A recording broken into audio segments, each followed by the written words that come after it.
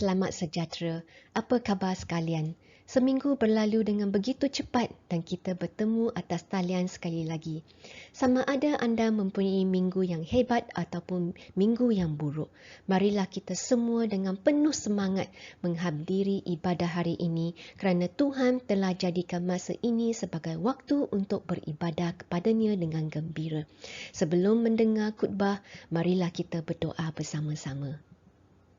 Ya Tuhan, terima kasih kerana memimpin kita dalam minggu yang lalu. Semasa mendengar khutbah hari ini, biarlah firman-Mu berbicara kepada kita dan berilah kami pemahaman akan firman-Mu dengan lebih mendalam lagi. Dalam nama Yesus kami berdoa. Amin. Adakah anda pernah menjanjikan sesuatu dan kemudian menyesal membuat janji itu? Jika itu berlaku, apa yang harus kita lakukan? Inilah yang akan kita kaji dalam kisah Yefta dan janjinya yang diambil dari Hakim-Hakim bab 11 ayat 29 hingga 35. Sebelum kita mendengar cerita Yefta, biarlah saya memberi kalian sedikit latar belakang. Pada masa itu, Israel sekali lagi menyembah Baal serta dewa-dewa bangsa lain dan ini menyebabkan Tuhan menjadi murka. Sebagai hukuman, Tuhan membiarkan orang Filistin dan orang Aman mengalahkan mereka. Apabila umat Israel dikalahkan oleh orang Filistin dan orang Ammon, mereka mula berseru kepada Tuhan, menyeru untuk menyelamatkan mereka daripada kesusahan. Kemudian mereka membuang semua patung berhala dan kembali menyembah Tuhan. Maka Tuhan pun terharu melihat kesusahan yang dialami oleh umat Israel. Setiap kali umat Israel menyeru kepada Tuhan dan kembali menyembahnya, Tuhan sedia mengampuni dosa mereka lalu membebaskan mereka dari musuh mereka.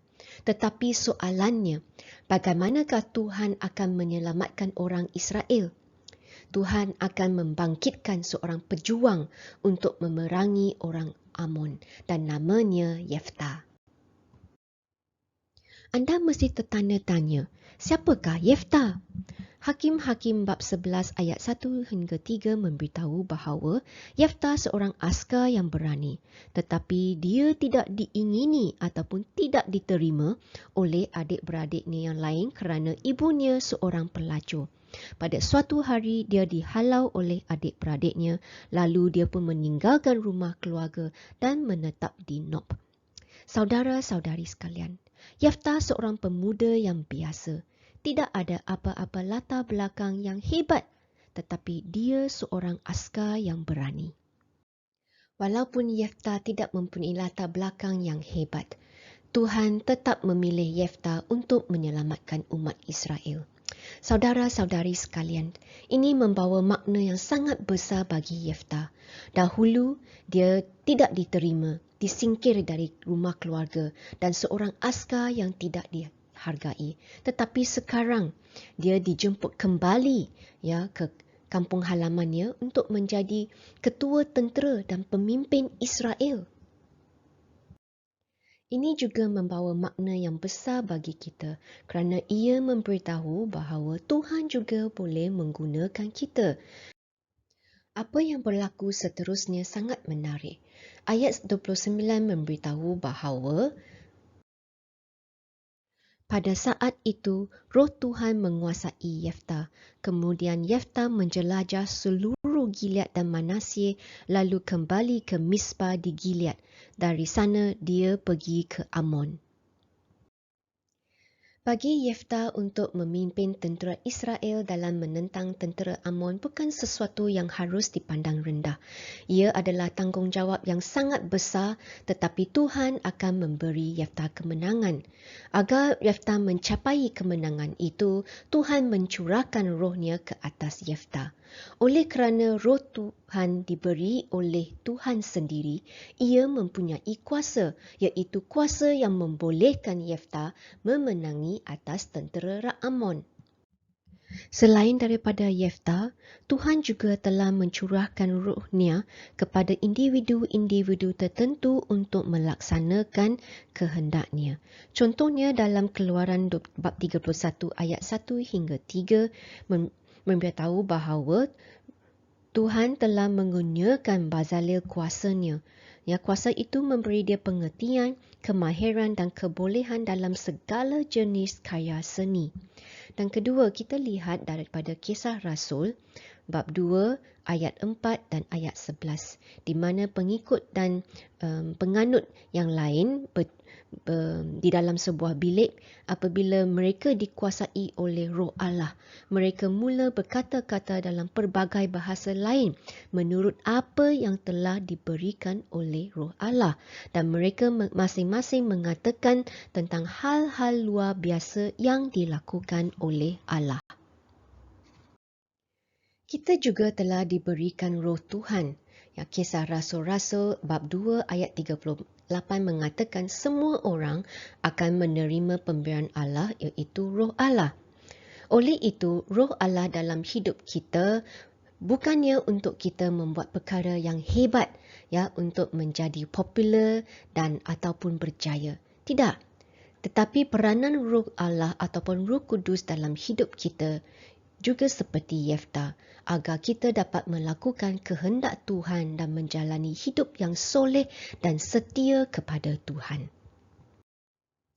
Sekembali kepada cerita Yefta, pada masa Roh Tuhan menguasai Yefta, Yefta telah membuat satu nazar ataupun vow ataupun janji kepada Tuhan sebagai balasan untuk mendapat kemenangan atas tentera Amon dalam peperangan nanti.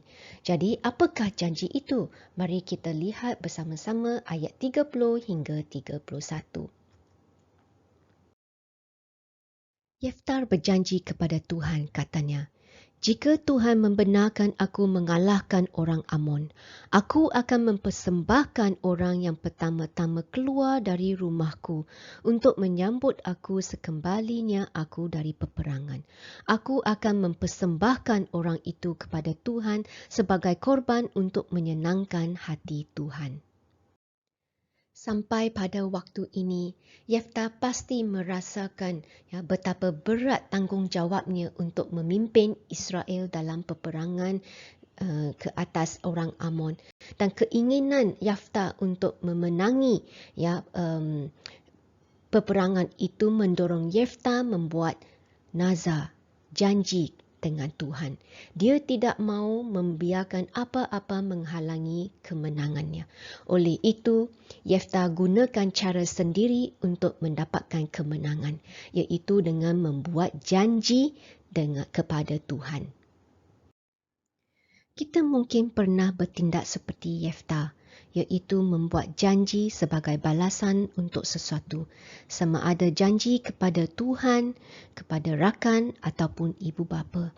Contohnya, "Tuhan, jawablah doa aku. Jika engkau dengar doa saya akan baca Alkitab setiap hari." Ataupun kepada ayah, "Ayah, jika ayah belikan handphone baru untuk saya akan belajar selama 3 jam sehari." Pada masa itu, ianya memang biasa bagi umat Israel untuk membuat persembahan ataupun membuat janji kepada Tuhan sebelum pergi berperang. Tetapi syaratnya, Pengkhotbah bab 5 ayat 3 hingga 4 berkata, apabila berjanji kepada Allah, tepatilah janji itu secepat mungkin. Lebih baik tidak berjanji daripada memungkiri janji. Jadi, kalau umat Israel mahu membuat janji kepada Tuhan, ia haruslah janji yang perlu ditunaikan. Adakah cara Yefta akan berjaya? Mari kita lihat seterusnya. Ayat 32 hingga 33 berkata, "Oleh itu Yefta menyeberangi sungai untuk memerangi orang Amon dan Tuhan memberi dia kemenangan. Yefta memerangi mereka habis-habisan dari Aroa sampai ke kawasan di sekeliling Milit. Semuanya 20 buah kota dan sampai ke Abel Keramim. Banyak sekali orang Amon yang terbunuh sehingga mereka dikalahkan oleh orang Israel. Di bawah pimpinan Yefta, umat Israel berperang dengan sekuat tenaga untuk melawan musuh mereka. Yefta dan askarnya memerangi tentera Amon habis-habisan di 20 buah kota. Akibatnya, banyak orang Amon yang terbunuh sehinggakan mereka terpaksa menyerah kalah. Saudara-saudari sekalian, Tuhan telah memberi kemenangan yang sangat besar kepada Israel. Nampaknya macam cara Yefta berjaya, bukan ke? Sebenarnya saudara-saudari, tidak. Perlu dititik beratkan di sini bahawa kemenangan ini adalah dari Tuhan. Yefta hanya alat yang digunakan oleh Tuhan untuk membawa kemenangan kepada orang Israel mengikut rancangan Tuhan dan bukan kerana janjinya kepada Tuhan. Selepas kemenangan besar ini, kini masa untuk askar Israel untuk pulang ke tanah air. Berita kemenangan Israel membawa kegembiraan kepada semua penduduk Israel. Suasana di Israel meriah, kedengaran nyanyian, sorakan menyambut kepulangan askar-askar Israel. Tetapi, kegembiraan akan kemenangan besar ini tidak bertahan lama. Ayat 34 hingga 35 memberitahu bahawa apabila Yefta kembali ke Misbah, anak perempuannya datang menyambut dia sambil menari dan memukul tamborin. Dia anak tunggal Yefta. Ketika Yefta nampak anaknya, dia mengoyak-ngoyakkan pakaiannya kerana duka cita. Katanya, "Aduh anakku, hancurlah hatiku. Mengapakah harus anakku yang menjadikan hatiku pedih? Aku telah bersumpah kepada Tuhan dan aku tidak dapat memungkiri janjiku." Seorang ayah akan selalu melindungi dan memikirkan untuk kebaikan anak-anak mereka. Oleh itu, apabila Yefta melihat anak perempuannya menyambut kepulangannya sambil menari dengan tamborin, semua kegembiraannya lesap, hilang serta-merta. Kenapa? Adakah anda masih ingat janji Yefta kepada Tuhan? Ini dia janji Yefta kepada Tuhan. Dia berkata, "Tuhan, jika Tuhan membenarkan aku mengalahkan orang Amon, aku akan mempersembahkan orang yang pertama-tama keluar dari rumahku untuk menyambut aku sekembalinya aku dari peperangan." Orang itu akan Yefta persembahkan sebagai korban untuk menyenangkan hati Tuhan. Yefta tidak menduga anak perempuannya yang tunggal akan menjadi orang yang pertama keluar menyambut kepulangannya. Kini janji Yefta kepada Tuhan membawa duka cita dan hatinya rasa pedih. Tuhan tidak meminta Yefta membuat apa-apa janji. Yefta sendiri yang telah membuat janji dengan Tuhan dengan terburu-buru, tidak berfikir dengan sebaiknya sebelum membuat janjinya. Adakah anda telah berjanji kepada sesiapa? Jika anda telah membuat janji yang tidak dapat ditunaikan walaupun sudah cuba sedaya upaya, minta ampun daripada orang itu. Sekiranya janji itu dibuat kepada Tuhan, mintalah ampun daripadanya. Pelajari dari kesalahan ini, jangan melakukannya lagi. Cerita Yefta dan janjinya memberi dua pelajaran utama. Yang pertama, Tuhan boleh menggunakan sesiapa sahaja untuk melaksanakan rancangannya. Tuhan boleh guna Yefta, Tuhan juga boleh guna anda. Pelajaran kedua, Tuhan tetap akan melaksanakan rancangannya dan memberikan yang terbaik kepada kita tanpa kita membuat apa-apa janji. Kita mungkin mempunyai tanggapan bahawa jika buat janji dengan Tuhan, dia akan berikan apa yang kita minta. Sebenarnya tidak. Oleh itu, sama ada kita buat janji atau tidak, Tuhan tetap mengerjakan rancangannya dalam hidup kita. Amin. Mari kita berdoa bersama-sama. Ya Tuhan, terima kasih kerana memberi kita Roh Tuhan yang akan membantu kita melaksanakan kehendak Tuhan dan juga untuk menjalani kehidupan yang saleh serta membuahkan hasil pimpinan Roh Tuhan dalam hidup kita. Kami juga berdoa agar Roh Tuhan selalu mengingatkan kita untuk berfikir dengan bijak sebelum membuat sebarang janji kepada-Mu Tuhan ataupun kepada sesiapa. Dalam nama Yesus kami berdoa. Amin. Sehingga kita bertemu minggu depan, Tuhan berkati semua dan bersamamu setiap masa. Bye.